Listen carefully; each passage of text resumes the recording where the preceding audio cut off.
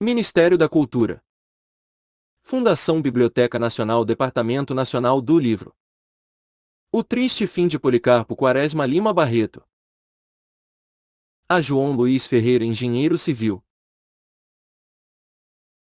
Le grand inconvénient de la vie réelle c'est que la reine insupportable à l'homme supérieur, c'est que, si l'on y transporte les principes de l'idéal, les qualités deviennent des défauts, si bien que faut sauver l'homme accompli y réussite moins bien que celui que a por mobile os égos meu la routine vulgaire. Renan, Marc Aurèle. Primeira parte. E a lição de violão. Como de hábito, Policarpo Quaresma, mais conhecido por Major Quaresma, bateu em casa às 4h15 da tarde. Havia mais de 20 anos que isso acontecia. Saindo do arsenal de guerra, onde era subsecretário, bongava pelas confeitarias algumas frutas, comprava um queijo, às vezes, e sempre o pão da padaria francesa.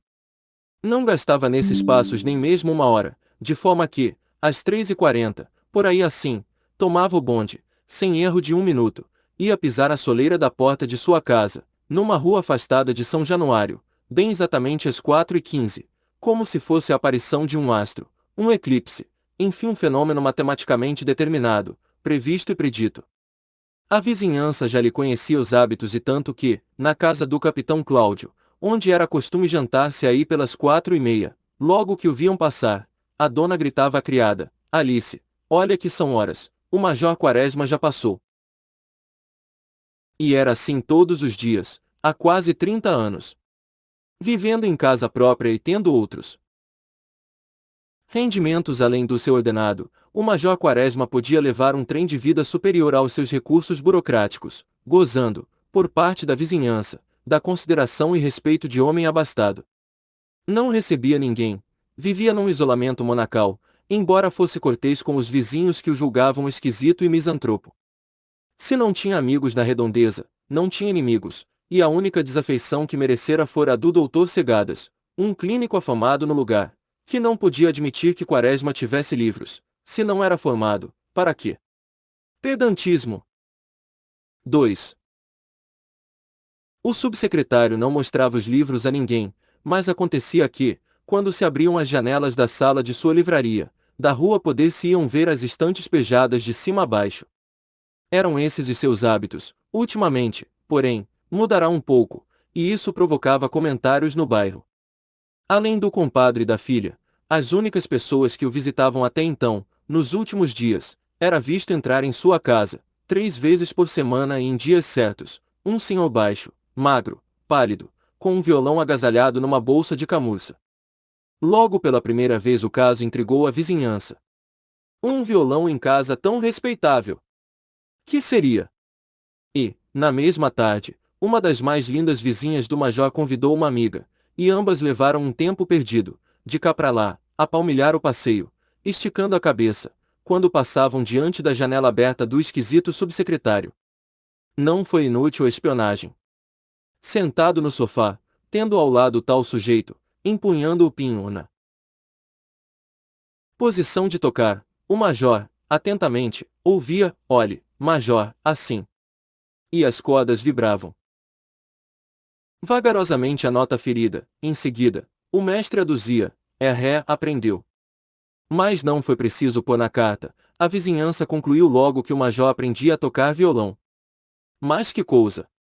Um homem tão sério metido nessas malandragens.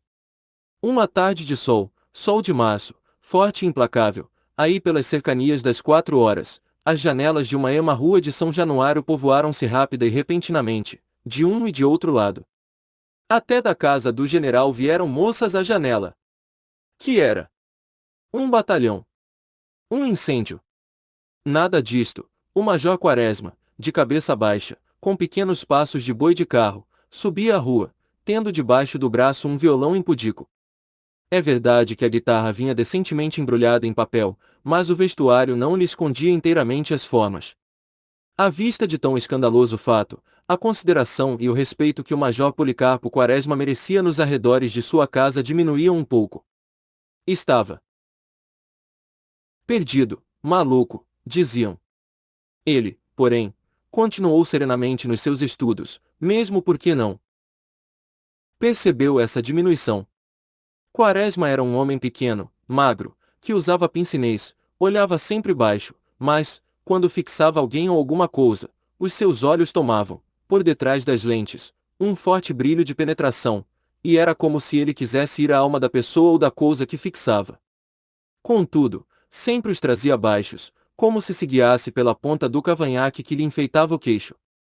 Vestia-se sempre de fraque, preto, azul, ou de cinza, de pano listrado, mas sempre de fraque, e era raro que não se cobrisse com uma cartola de abas curtas e muito alta, feita segundo um figurino antigo de que ele sabia com precisão a época. Quando entrou em casa, naquele dia, foi a irmã quem lhe abriu a porta, perguntando: "Janta já?" "Ainda não." "Espere um pouco o Ricardo que vem jantar hoje conosco." "Policarpo, você precisa tomar juízo. Um homem de idade, composição, respeitável, como você é. Andar metido com esse seresteiro, um quase capadócio, não é bonito." O major descansou o chapéu de sol, um antigo chapéu de sol com a haste inteiramente de madeira, e um cabo de volta, incrustado de pequenos losangos de madrepérola, e respondeu: "Mas você está muito enganada, mana. É preconceito supor-se que todo homem que toca violão é um desclassificado. A modinha é a mais genuína expressão da poesia nacional e o violão é um instrumento que ela pede.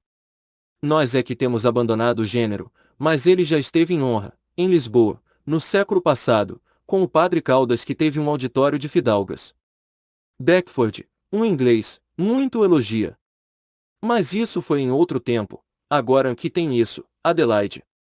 Convém que nós não deixemos morrer as nossas tradições, os usos genuinamente nacionais, o bem, Policarpo, eu não quero contrariar você, continue lá com as suas manias." O major entrou para um aposento próximo, enquanto sua irmã seguia em direitura ao interior da casa. Quaresma despiu-se, lavou-se, enfiou a roupa de casa, veio para a biblioteca, sentou-se a uma cadeira de balanço, descansando. 3. Estava num aposento vasto, com janelas para uma rua lateral, e todo ele era formado de estantes de ferro. Havia perto de 10, com 4 prateleiras, foras pequenas com os livros de maior tomo.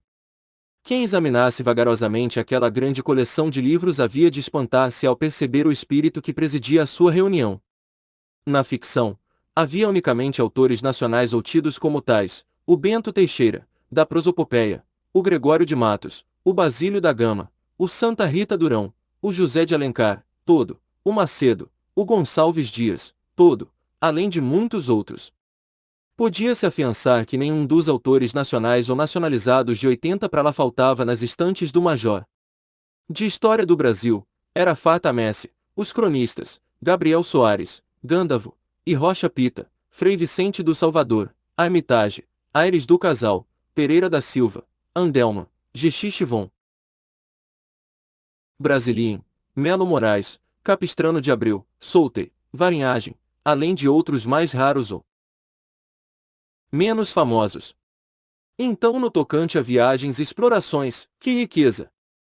Lá estavam Hans Staden, o Jean de Lery, o Saint-Hilaire, o Martius, o Príncipe de Neuwied, o John Mave, o von Eschevege, o Agassiz, Couto de Magalhães e se encontravam também Darwin, Freycinet, Cook, Bougainville e até o famoso Pigafetta, cronista da viagem de Magalhães, é porque todos esses últimos viajantes tocavam no Brasil, resumida ou amplamente.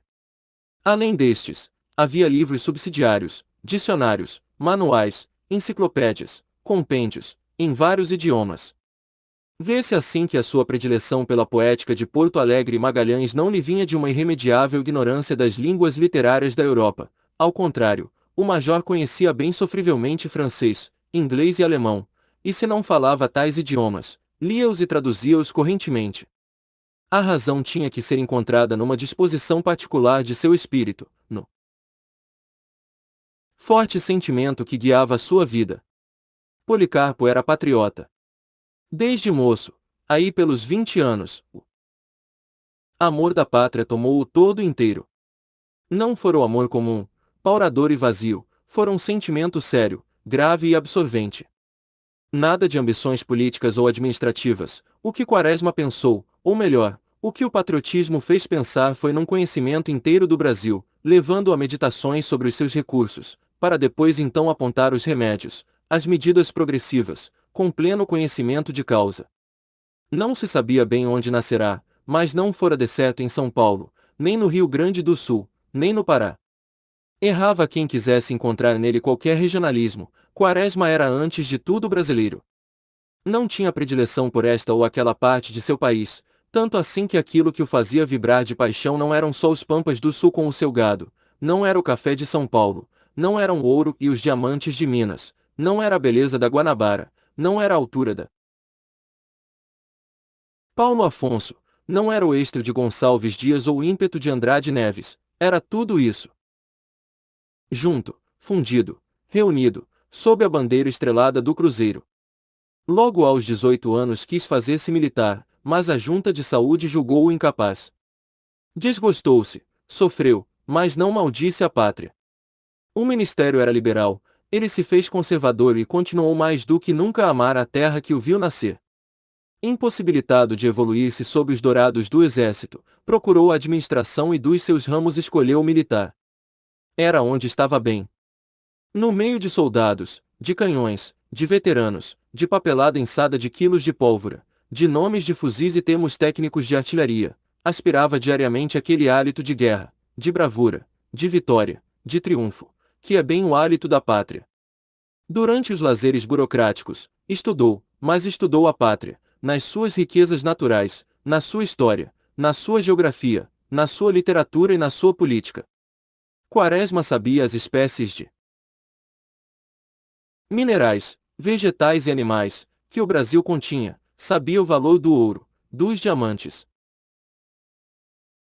exportados por Minas, as guerras holandesas, as batalhas do Paraguai, as nascentes e o curso de todos os rios. Defendia com azedume e paixão a proeminência do Amazonas sobre todos os demais rios do mundo. Para isso ia até ao crime de amputar alguns quilômetros ao Nilo e era com este rival do seu rio que ele mais implicava. Ai de quem o citasse na sua frente! Em geral, calmo e 4.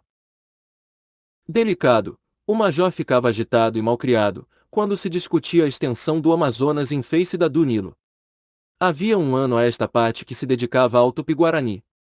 Todas as manhãs, antes que a aurora, com seus dedos rosados abrisse caminho ao louro febo, ele se atracava até ao almoço com Montoya, arte y dicionário de la lengua guarani ao mais bem tupi, e estudava o jargão caboclo com afinco e paixão. Na repartição, os pequenos empregados, amanuenses escreventes, tendo notícia desse estudo do idioma tupiniquim, deram não se sabe por quem chamá-lo, Ubirajara. Certa vez, o escrevente Azevedo, ao assinar o ponto, distraído, sem reparar quem lhe estava às costas, disse em tom chocarreiro: "Você já viu que hoje o Ubirajara está tardando?"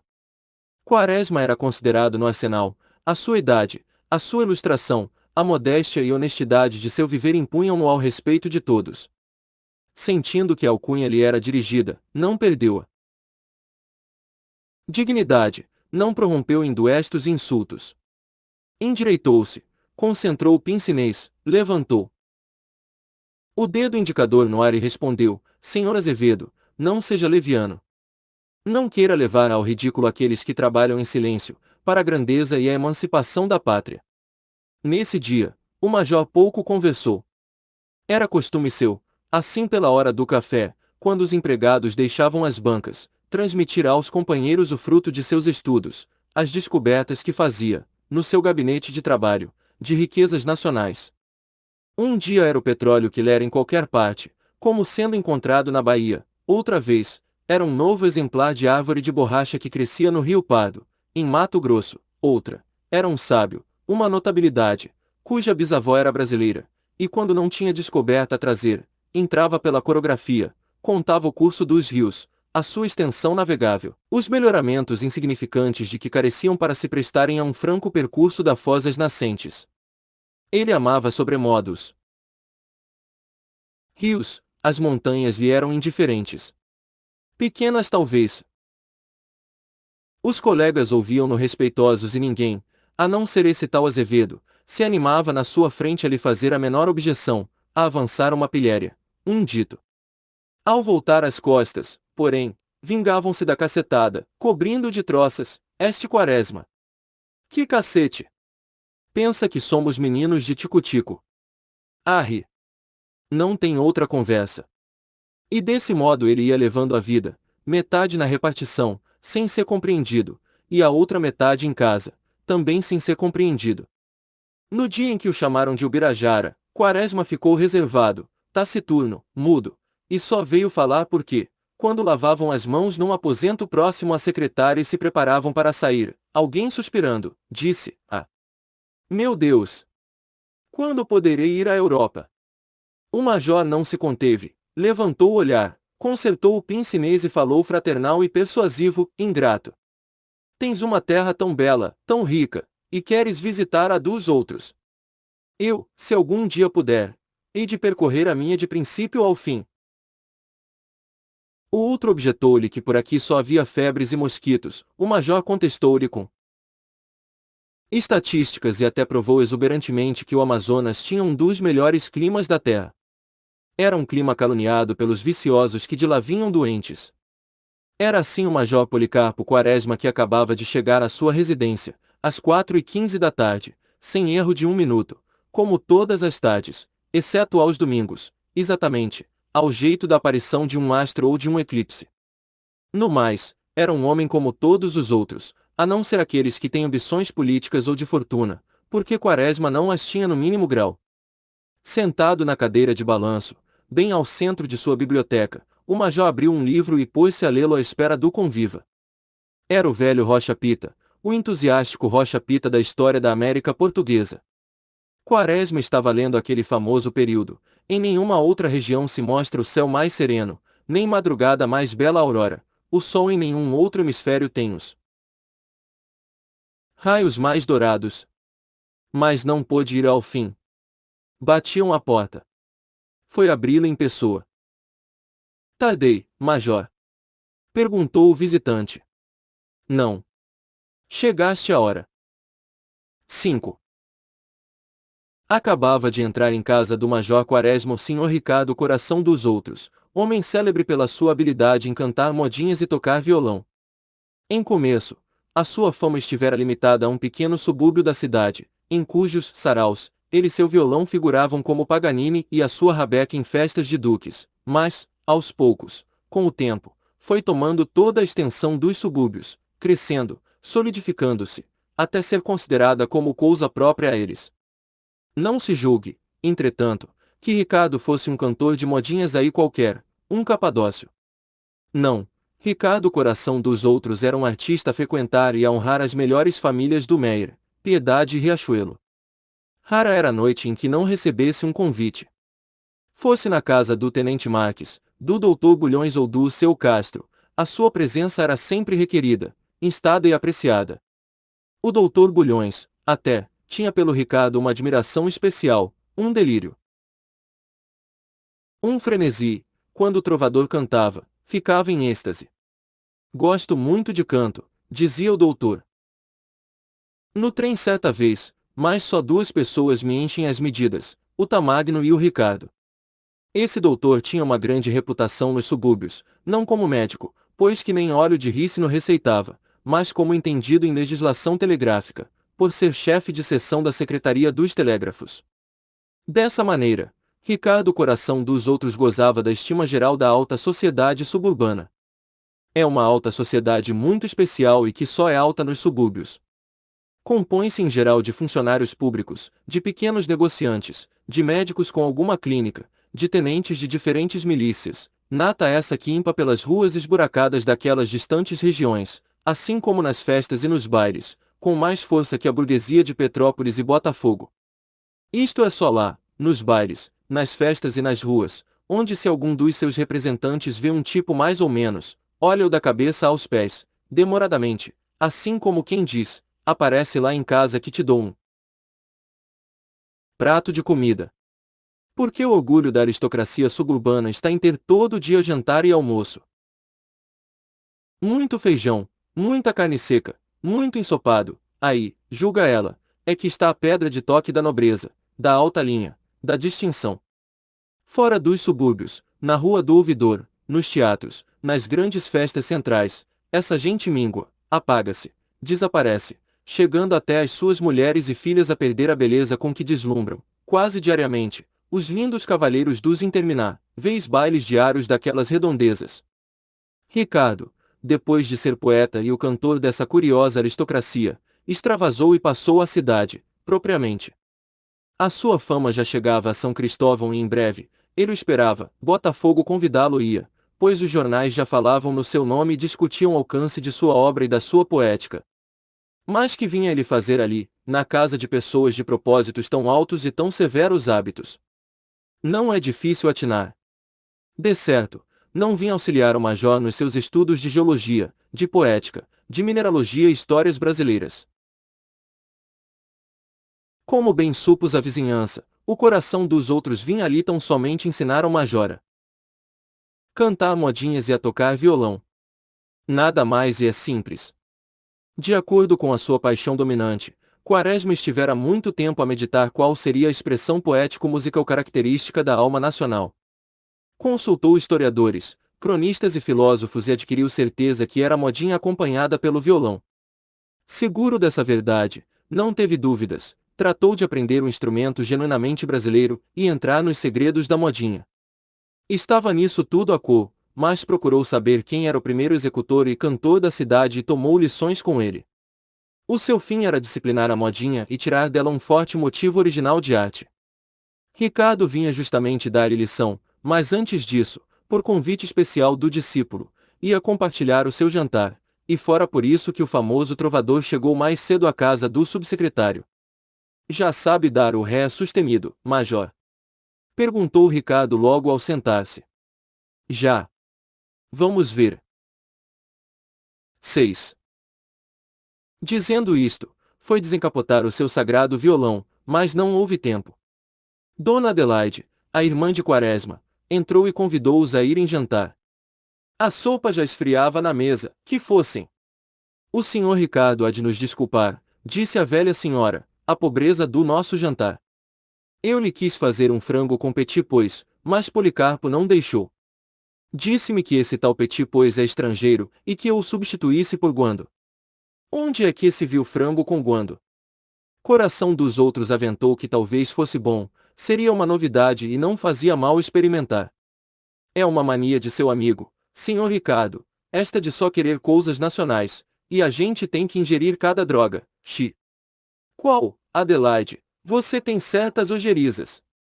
A nossa terra, que tem todos os climas do mundo, é capaz de produzir tudo o que é necessário para o estômago mais exigente. Você é que deu para implicar. Exemplo, a manteiga que fica logo rançosa. É porque é de leite, se fosse como essas estrangeiras aí, fabricadas com gorduras de esgotos.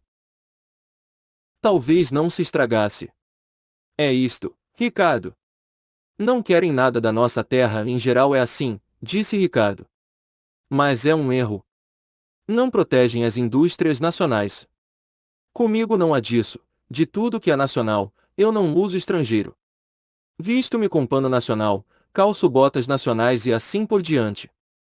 Sentaram-se à mesa.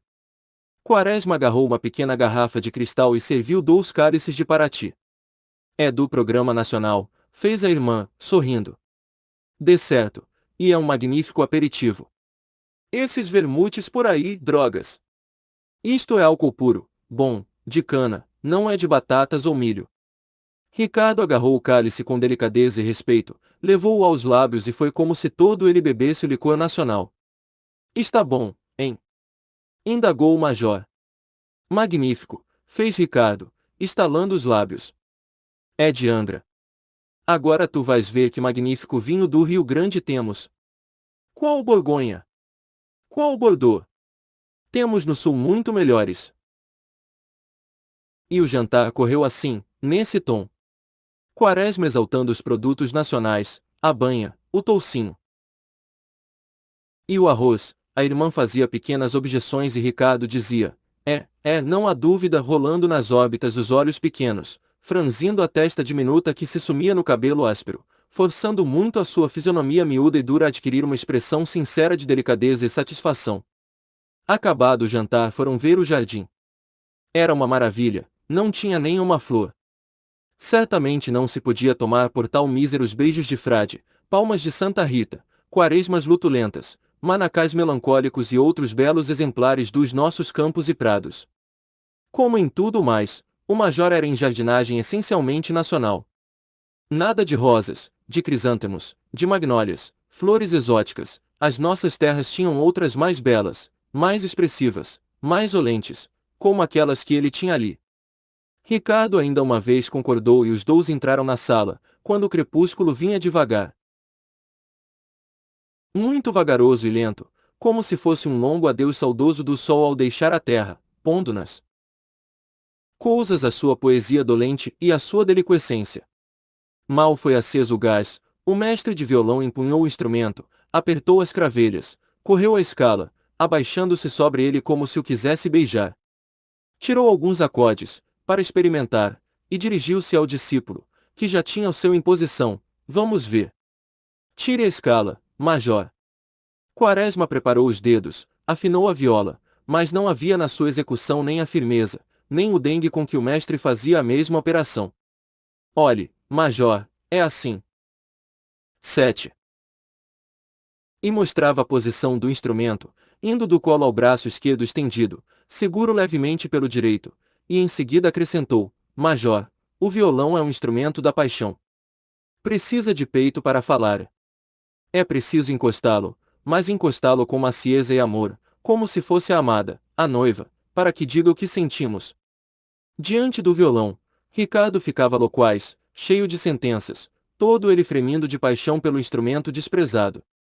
A lição durou os 50 minutos. O major sentiu-se cansado e pediu que o mestre cantasse. Era a primeira vez que Quaresma lhe fazia esse pedido, embora lisonjeado, quis a vaidade profissional que ele, a princípio, se negasse. Oh! Não tenho nada novo, uma composição minha.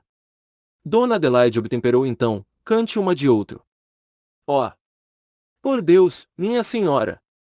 Eu só canto as minhas. O Bilac, conhecem. Quis fazer-me uma modinha. Eu não aceitei. Você não entende de violão, seu Bilac. A questão não está em escrever uns versos certos que digam coisas bonitas, o essencial é achar-se as palavras que o violão pede e deseja. Por exemplo, se eu dissesse, como em começo quis, o pé é uma modinha minha, o teu pé é uma folha de trevo, não ia com o violão. Querem ver? E ensaiou em voz baixa, acompanhado pelo instrumento, o teu pé é uma folha de trevo. Vejam, continuou ele, como não dá.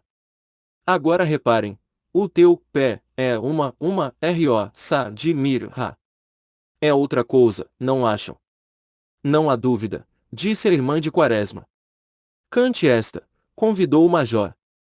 Não, objetou Ricardo. Está velha, vou cantar a promessa, conhecem? Não, disseram os 2 irmãos.